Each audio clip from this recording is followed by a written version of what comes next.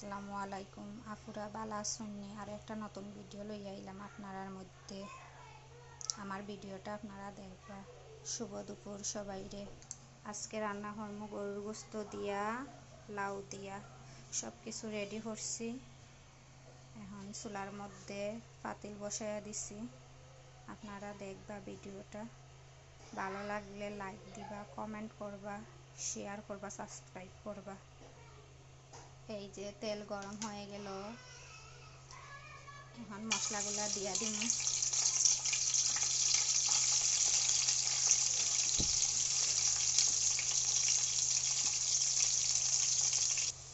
পেঁয়াজগুলা ভাজা হয়ে গেছে, এখন সব ধরনের মশলা দিয়ে দিন।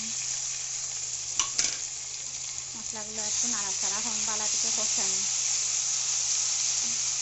এই যে মশলাগুলা কষানি হয়ে গেছে, এখন গরুর গোস্তগুলা দিয়া দিম।